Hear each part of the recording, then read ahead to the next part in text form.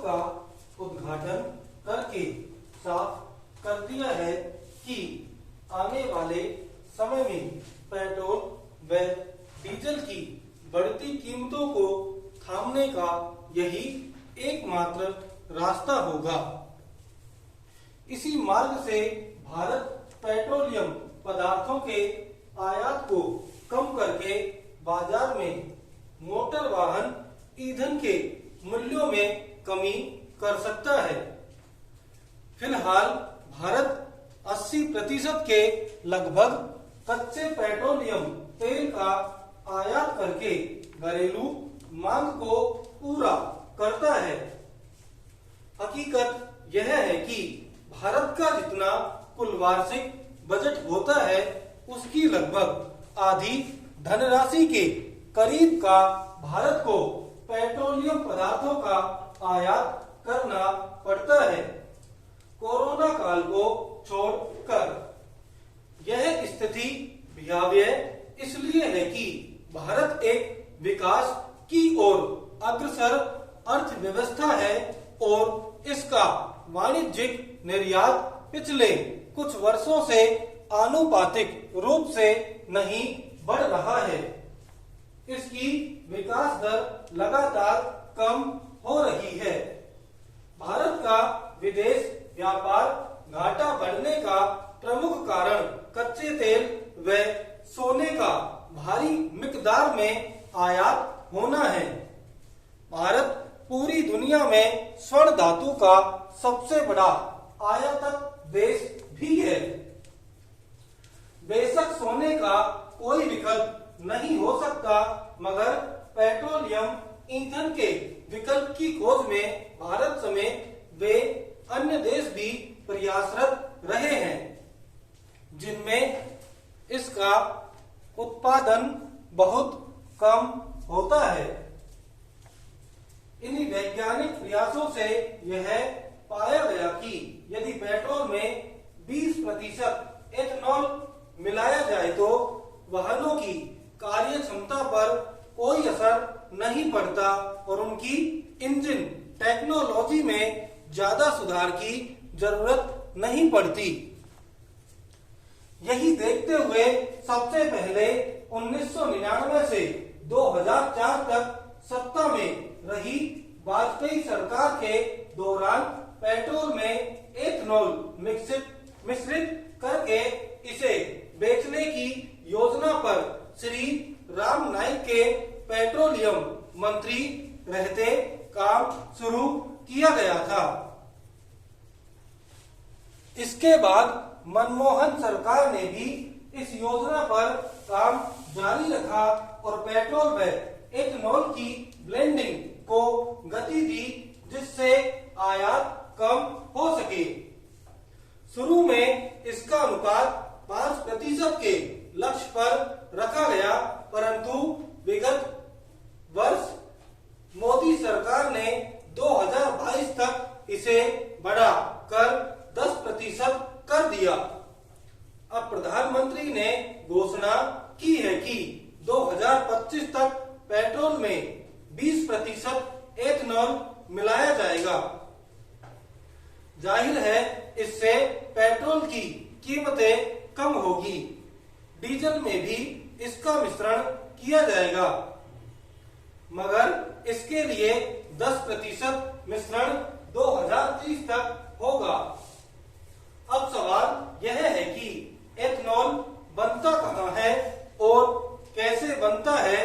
यह सर्वविदित है कि इसका उत्पादन गन्ने के रस से भी किया जा सकता है।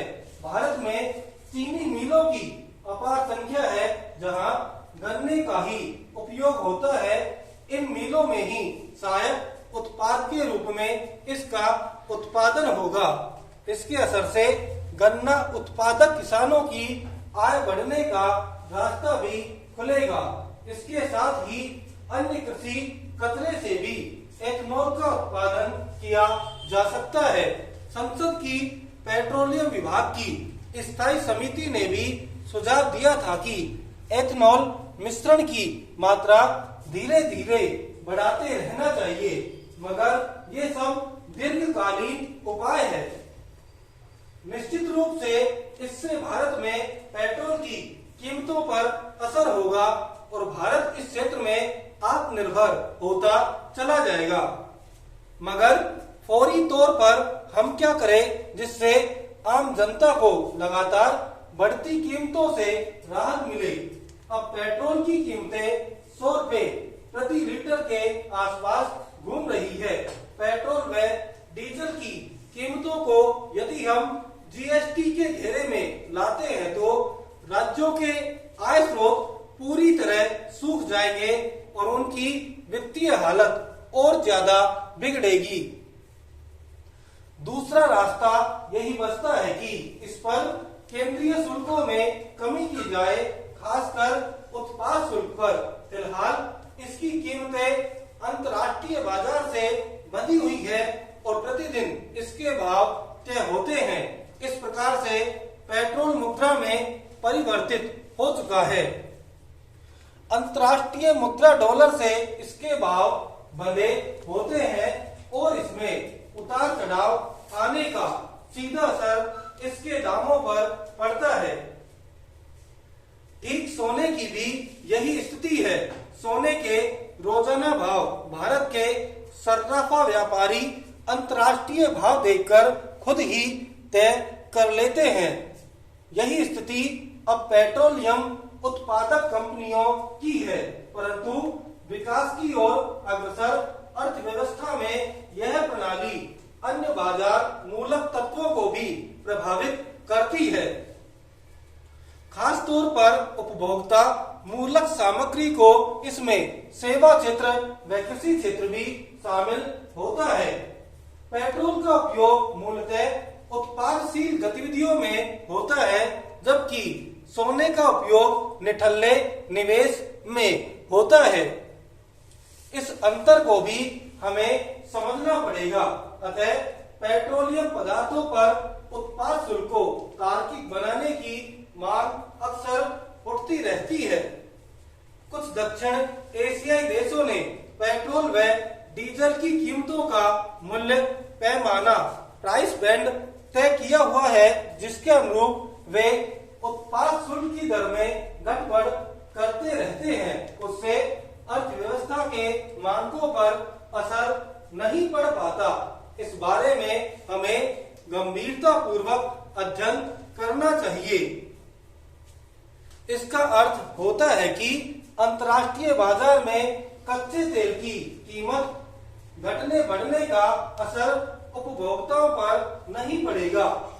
सरकार यह देखेगी कि यदि तेल की कीमत गिरती है या बढ़ती है तो वह उत्पाद शुल्क में तद्नुरूप परिवर्तन करके उपभोक्ताओं को प्राइस बैंड के तहत न्यूनतम व अधिकतम दाम पर पेट्रोल सुलभ कराएगी।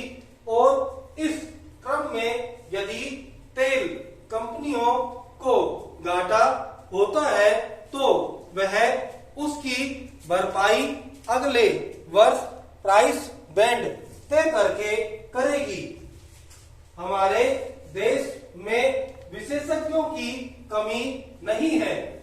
हर मुसीबत का कोई न कोई रास्ता होता है।